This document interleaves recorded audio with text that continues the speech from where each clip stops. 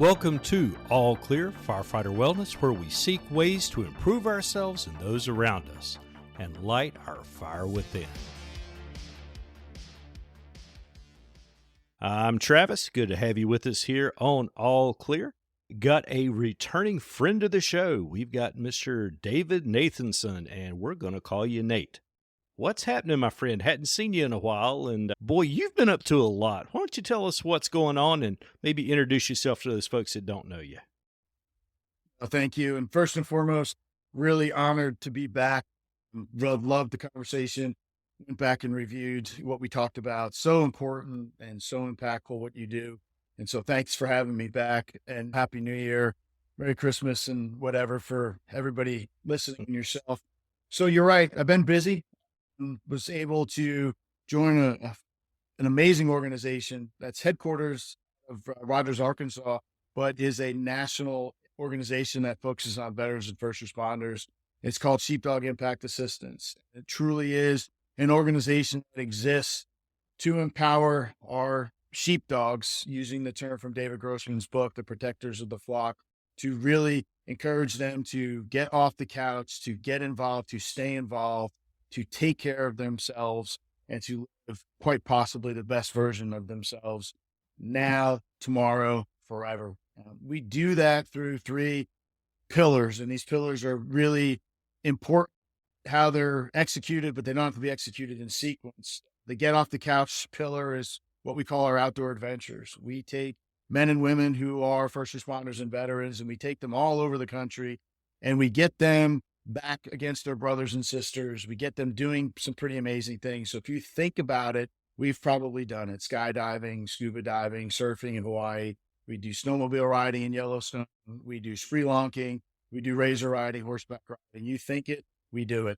And the intention is to, again, get them together with the folks maybe that they've lost touch with after maybe leaving the service, or just get them away from the day in, day out grind of serving their communities and get them around like-minded people to help them reconnect, to rest, and to start to identify maybe some challenges in their mental wellness. We start to introduce the themes of post-traumatic growth through delivery of nightly modules, but we're very gentle about it. And the hope is we light a fire in their minds to want to do more to address maybe some mental wellness challenges, which segues into our next program, which you and I spoke about at length last podcast, and that's our Warrior Path program, progressive alternative training for helping heroes. That's the 90-day immersive mental wellness program, 7 days on the ranch. We have a 70-acre ranch in Jane, Missouri, that we bring our heroes to. It is purpose-built, and it is set up to facilitate healing. It is set up to help men and women deal with the trauma that they've experienced, to understand it, and then to start to struggle well, knowing that they've experienced it. And then we move them into that world of post-traumatic growth. And the most exciting thing that we do is our disaster response missions. And this is the critical piece that you and I talked a little bit about last time. And that's, how do we sustain that change? How do we sustain that post-traumatic growth? So our disaster response missions, it's how we actually started. And it's one of the things that we continue to do. We deploy men and women all over the country to respond to natural disasters. And we get in there, and first and foremost, we aim towards the first responders, families, and homes that are impacted, but those men and women can't take care of their homes because they're taking care of their communities. We go in there, we tarp rears, we remove trees, we bring fresh water, we bring supplies, we bring hope. And the second aim point would be any veterans in those communities. And we go in and we try to do those same things to help the community start to recover. Sometimes showing up and showing that you care is enough to help a community rebound quicker. And the interesting thing that I've learned is when we deploy, actually helping is healing for us. So we continue to feel purposeful. We continue to feel that we have a mission. We continue to do those things to help us heal and take a step back and realize that there's a lot more going on in life than maybe that episode of trauma. You asked the question, so what am I doing there? We established Sheepdog University earlier this year. It is a center of excellence that orients policy, on doctrine, and procedures. It trains the next generation of sheepdogs to be able to deliver these gifts, the outdoor adventures, the warrior path, and the disaster response mission.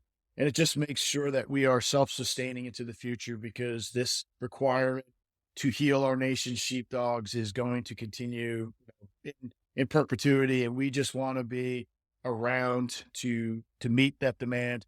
The university orients on getting men and women that are not in Arkansas, but everywhere else in the country, to get them to think and act locally. We give them the personal and professional skills to go out and help the organization to be seen, to be heard, to generate resources. And then most importantly, we look to deliver these programs locally so that we can reach more and be efficient about things. Cool. So boy, that's a lot to unpack right there. But I'm going to roll back I'm going to be self-serving here for a minute. North Carolina, where I'm at, you were here not too long ago when Helene basically bulldozed the western part of our state. And I know you said that part of what you guys do, you physically help, you cut trees and you do stuff like that. But you also are caring for the mental well-being of the first responders that are there dealing with that. And I know that I'm in Concord, so I'm about an hour away from where all that was going, at 2 hours to some parts of it. But we were deploying teams out to help from our department. I didn't go myself. I was asked, but I just didn't have the place to be able to do it. But I did talk to quite a few of the guys that came back, and there was a lot of stuff that was not reported on the news. There was a lot of really horrific things that they were seeing, they were encountering. And in fact, it moved us to actually do an episode on mental health during deployment to specifically deal with that. And I know that there was such a focus on how are these people coming back when they come back to whatever area they're in? Are they okay? And I know that was something that was very unique in this deployment as opposed to other times when we've dealt with stuff like that. Yeah, no, absolutely. So we did deploy within days, the hurricane moving away. We went southeast of Asheville. We headquartered out of a fire station in Etowah, North Carolina, and we worked back into those hollers and tried to reach the folks that were not, getting services or support because of where they were located. Nobody wanted to deny them. It's just, we were literally on razors in 4-wheel drive, bringing supplies and bringing men and women in to help them respond and recover. It's interesting that you asked about what does it do? What toll does it take after an incident? And I got to thinking about this almost the minute I got there, because one of the things I worried about going into that environment was pulling back and forward some of the trauma that I experienced active duty when we went into places like the Philippines, went into Haiti to deal with these natural disasters. And I would tell you that some of the trauma I experienced in those settings probably was worse than what I experienced in combat. You expected to see such things in combat. I don't think I was fully prepared for what I saw in these disaster response missions. So I started thinking about what it was going to do. I will tell you what I observed in our group, and our group was about 70 strong. And there was an equal mix of veterans and first responders. We had a lot of first responders who were not wearing the uniform anymore, and some that were still wearing the uniform come out and help out. What I observed was helping is healing. And in the moment, it was very rewarding personally. It was very healing and cathartic for us to help a community that was in need. What I can't answer to you is what are those long-term impacts and ramifications. And so one of the things we are looking at the university is what is the long-term impact of these disaster response missions that we execute. I would tell you the good news, because we're an organization that is not singularly focused on just disaster response, we rolled in with the awareness and knowledge of both warrior path and the world of post-traumatic growth. And we made sure that every day we were reaching into that kit, if you will, and bringing forward those training pieces to guard against folks becoming casualties while we were responding. So every night we were gracious in gratitude, expressing our gratitude for things. We talked about our wins of the day. We talked about self-care. We were encouraging folks to step aside and to process, maybe to meditate, maybe to do a breathing exercise. We were encouraging folks to understand the impact of what they were doing and really tried to be a shield, if you will, against re-injuring some of these men and women. What you hit on is very important. I think there's probably some smart folks studying long-term impacts, but I will tell you, for me personally, and for the men and women that went with us, and for the people that we helped, I stand by and we'll double down on the term that helping is healing. It really did a lot of us some good to get out and to do something like that for the community that needed it so desperately. It's interesting. There's another couple of podcasters I know out in Western North Carolina, and they're not in the fire service, but in their podcast, they made the comment that everything that happened out there is a generational event. It's one of those things that we've never seen it, and we'll probably never see it again, at least in mine in your lifetime. Maybe my son's, possibly, hopefully not. But with that happening, we don't know how long it's going to take to undo some of this. And it's the same for the trauma that's seen. But it's good to know that there was forward movement and you saw healing happening with that. But outside of the disaster relief and different things like that, when we talk about that getting back into your regular life, I know we talked about that a little bit last time, but I think maybe you've got a little different perspective on it now that you're working with the Sheepdog University and things like that and your group. What is the most important thing? If somebody comes and goes through one of your programs, whether it be Warrior Path or whatever the case is, what is the most important thing to happen? I know you remember you talking about trust the process. You used to have that on the wall at one of your places. Trust the system. I know that's one thing, but what do we have to trust when we get beyond being in that bubble of protection and it's time to go back out and do our thing? How do we stay healthy? We'll return after these messages. Are you enjoying this podcast? If so, we have a small favor to ask. Subscribing and donating helps us to keep the show running and brings you even more great content. By subscribing, you'll never miss an episode. You'll be able to support what you love. Donations, no matter how small, can help us cover production costs, improve the quality of each episode, and generally keep the lights on. So hit that subscribe button, and if you can, consider making a donation. Visit us at allclearpodcast.com to donate and catch up on past episodes and even read our blog. Thanks for listening and supporting our show.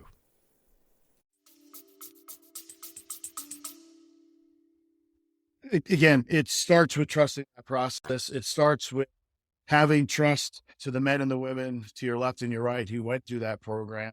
And then it's trying to sustain that trust with the larger community that is Sheepdog Impact Assistance. Again, speaking specifically to us. The other piece is you and I talked about never allowing folks to feel like it was a catch and release environment where they came in, they got some training, they felt good for a short period of time, and then they just got pushed off to the side to deal with their own devices. And if they backslid, they backslid. I'm excited about what we do. Our approach is, again, we get them in the organization, we get them involved, and then we keep them coming back. And so while you can only do Warrior Path once, there's no limit on how many outdoor adventures you sign up for and go on. And there's no limit to how many disaster response missions that you can sign up for and go and support. And that, to me, is exciting because it sustains that change, because these men and women start to create a new tribe of folks who they have disclosed their trauma, they have healed, they have shared, they have laughed, they have cried, they have done a bunch of things with these men and women. And instead of feeling like when they redeploy home or they leave that safe environment that they're alone, they keep seeing these men and women because this community of action, the community of interest just continues to come together for these things. I would say that that's one of the ways we sustain that trust in the process, is truly making sure folks understand that no one will ever be left behind. And we encourage them to be involved, to stay involved. We, again, you and I, before the recording started, spoke about our gala. We do an annual gala. We bring these men and women into the gala to celebrate their achievements and their accomplishments. We show them examples of folks who have gone above and beyond in serving their communities and have pillars of post-traumatic growth. We celebrate them, we lift them up, and we do that to encourage folks to sustain that change, to stay anchored in believing that what we deliver to them is long-lasting. Community in their life to lift others up.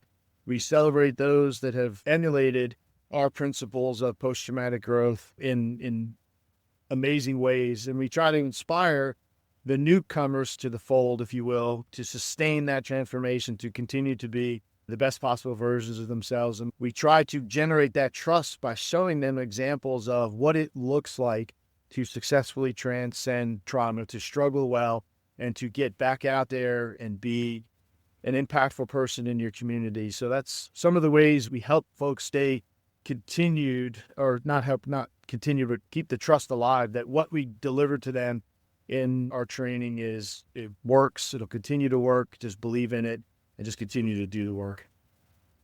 Yeah, and it's good that you are celebrating not so much the fact, oh, hey, you were broken, or not necessarily broken. There was a problem. You got help. Good for you. But it goes beyond that. You were talking about they're reassimilating. They're going out and doing more good for the community and reattaching. And I was talking to a firefighter the other day that he's had some pretty rough runs with his mental fitness over the years. And he said, the big problem I see, everybody's, well, I have PTSD. I've suffered. Okay. So you think you feel like you're broken. The thing is, you can't just sit there. You have to try to get back to where you were before. It's not just identify the problem, but it's making an effort to try to improve it. And I think that's the key that we're starting to understand now when it comes to this side of the recovery. No, absolutely. And you're spot on by celebrating the successes of those who have experienced the trauma, who have recognized that they experienced trauma, who have done something about that trauma, and have continued to live a life of purpose, of passion, of impact, by lifting them up and showing folks that are new on their journey that this works and you can be more amazing than you were before you experienced that trauma.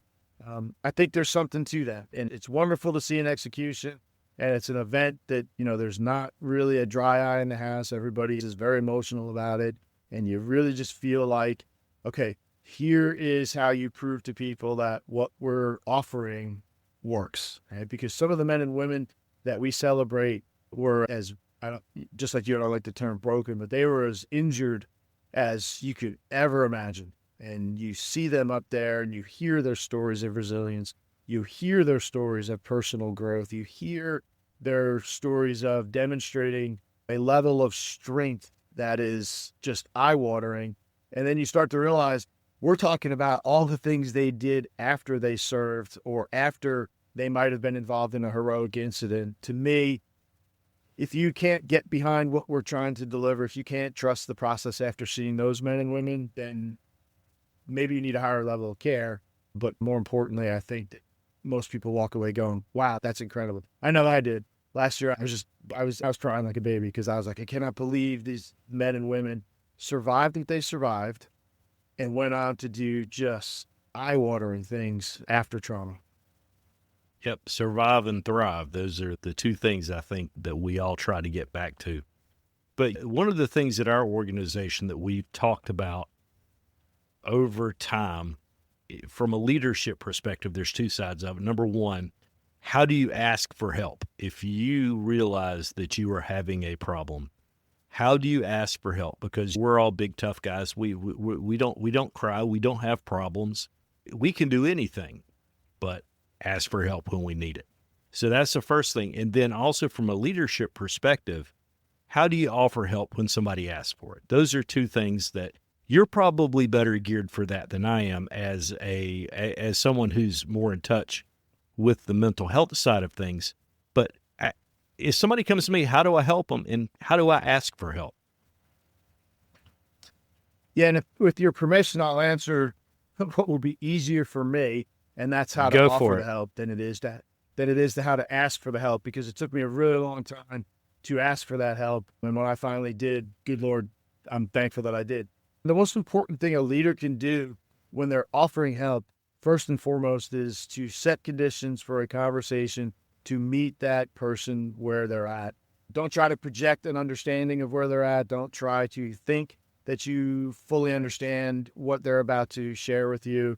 And most importantly, don't talk, just listen. And that's one of the hardest things for humans to do, particularly in this day and age. Everybody Yep. wants to talk. The other thing for folks like you and I and everybody else who's probably listening to this podcast, there's a lot of apex alphas out there who want to solve problems. And the minute somebody starts to disclose something, you immediately go into problem framing to try to understand the problem, and then you start to develop your courses of action to solve it. And you're trapped in this listening to solve instead of listening to understand. And Right. so my advice to folks who are leaders who are trying to offer help is don't talk, listen to understand, not to respond, and then create an environment of trust. And that sometimes is not easy for leaders.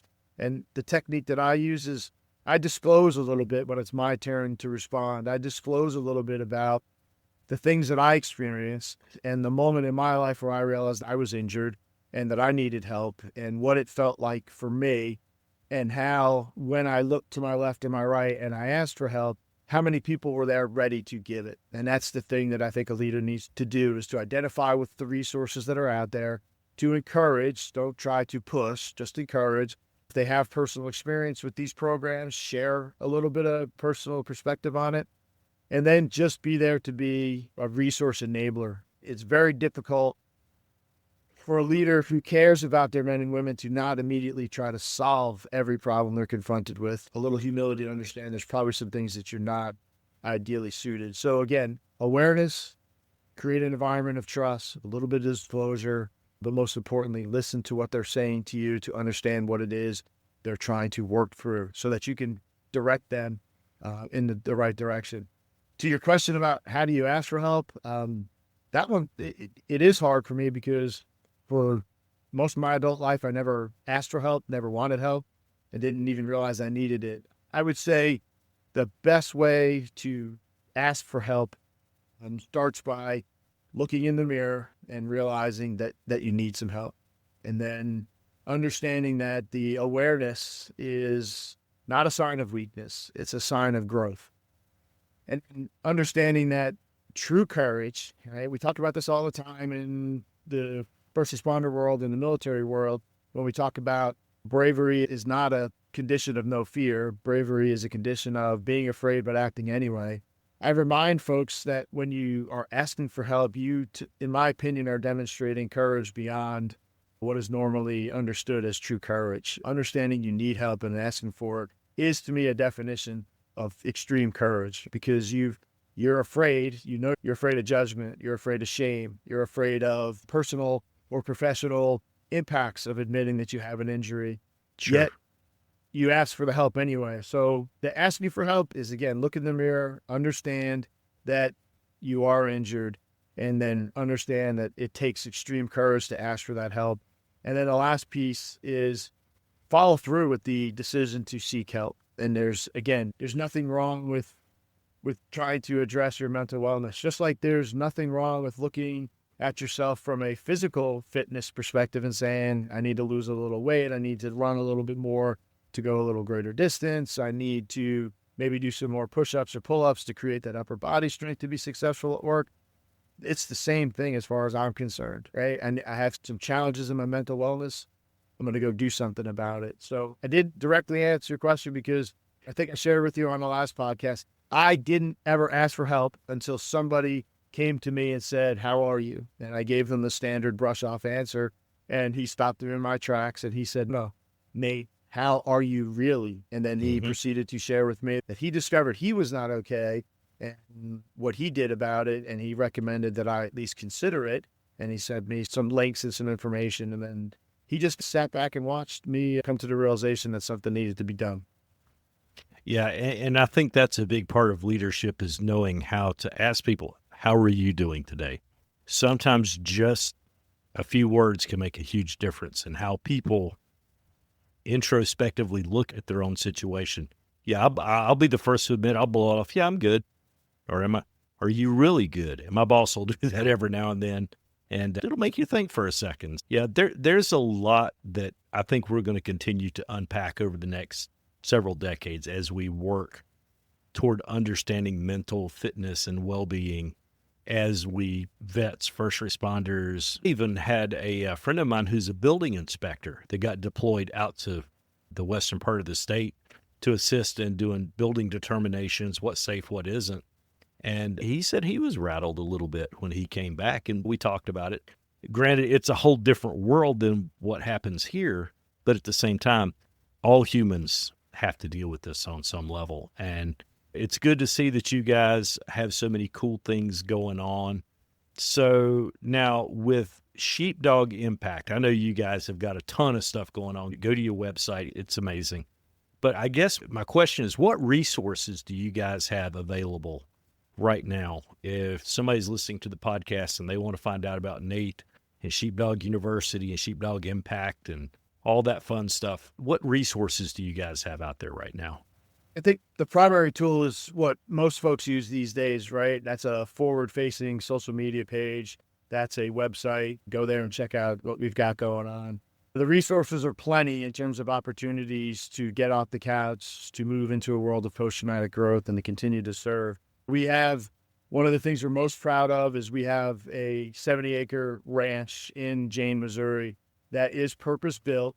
It is designed to create an environment for healing, for introspection, for trust, and for post-traumatic growth. And so that resource, I think, sets us apart from some other organizations, is we have a place where we can bring folks at no cost to themselves to really get after healing. One of the things that we can do is we bring them there, and nobody needs to know why they're there or what they're doing because we're a non-reporting entity. They could just say, I'm taking some vacation, and they come out there and they can get an amazing experience, whether it's an outdoor adventure or participate in Warrior Path.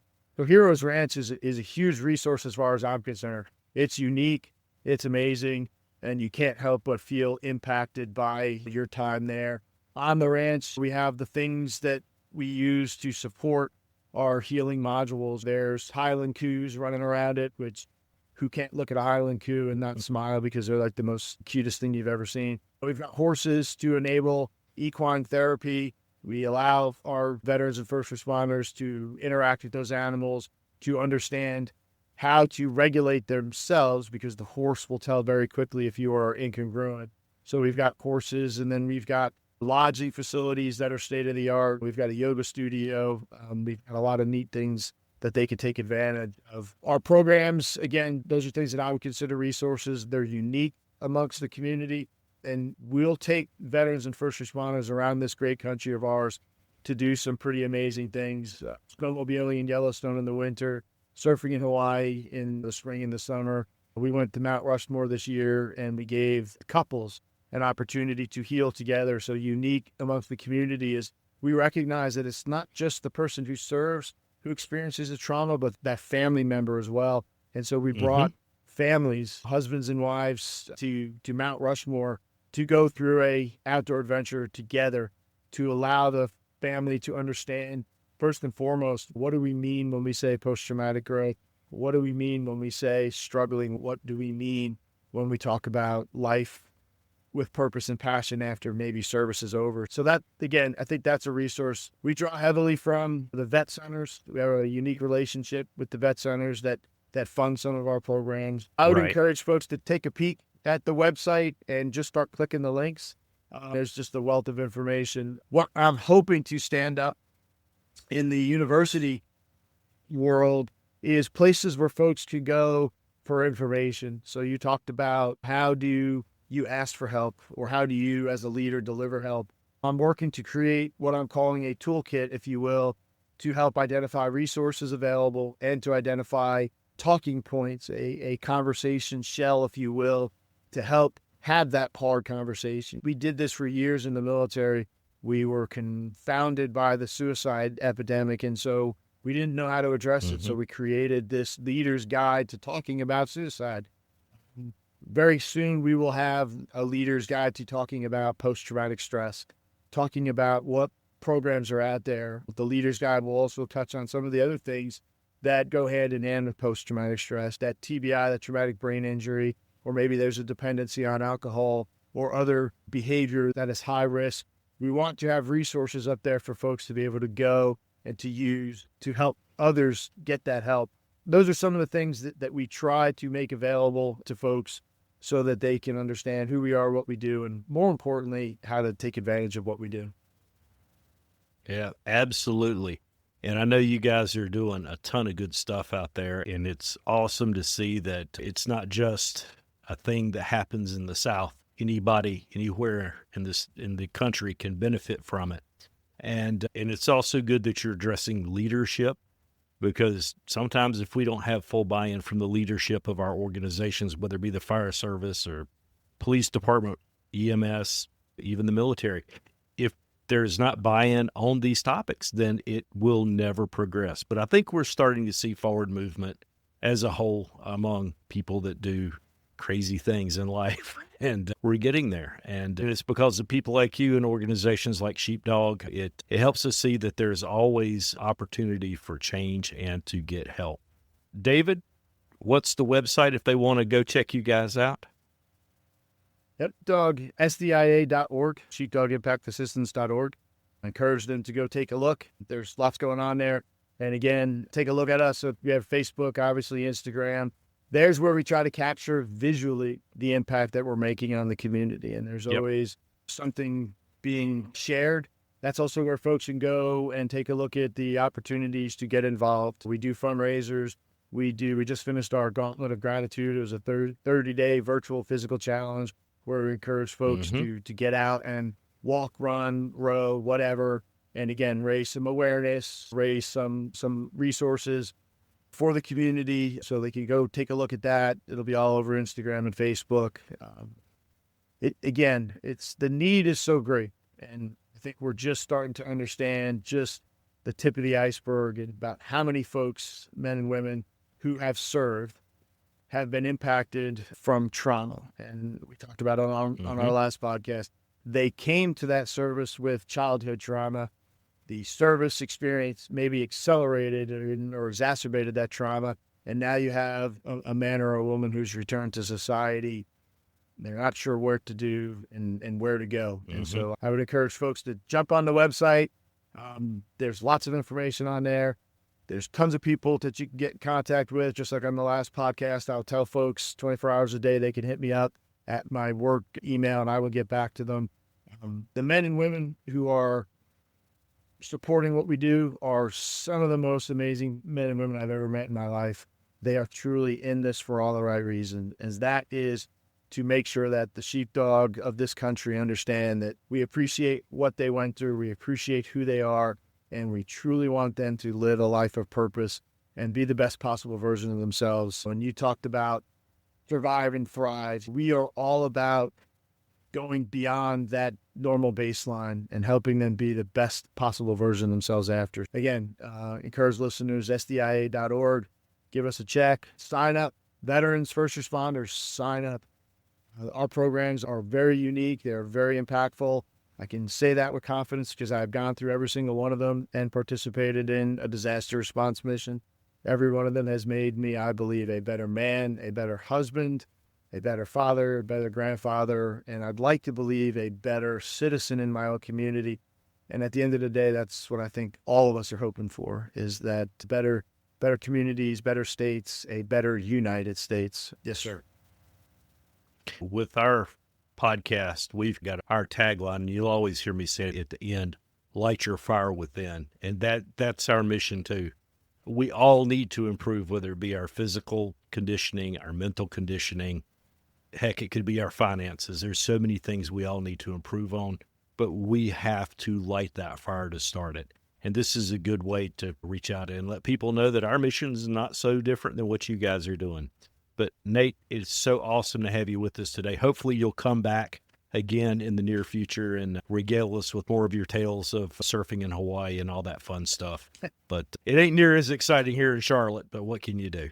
But anyway, it's good to talk to you. We'll have all your contact info in our show notes, but it's good to talk to you again, Nathan, and we'll talk to you later here from All Clear. Light your fire within. That's a wrap for this episode of All Clear Firefighter Wellness. Your host and producer, Travis McGaha, thanks you for tuning in. Remember, the views and opinions shared by our guests may not always reflect those of the host or the team. but we're all here to spark important conversations for firefighter health and wellness. All Clear is proudly supported by the North Carolina Firefighter Cancer and Wellness Alliance. If you enjoyed the show, share it with your crew or someone who needs to hear it. Head over to allclearpodcast.com to leave us a message, catch up on past episodes, or treat yourself to our signature All Clear Blend coffee, your new morning hero in a cup. Thanks for listening, stay safe out there, and we'll catch you next time on All Clear Firefighter Wellness. Do you have an idea that you can't quite get out of your head and onto paper? Does your department need updated shirts? If so, you need to talk to the guys over at Studio Print Shop. We've been working with the guys at Studio on making some of our ideas become reality. Whether you need screen printing, embroidery, or graphic design, they have you covered. They're even working with the latest direct-to-garment printing technology to make your ideas come true. Check out their link on our website or go to studioprintshop.com and get 10% off your first order when you use the discount code ALLCLEAR. Studio Print Shop, creativity fueled by passion and vision.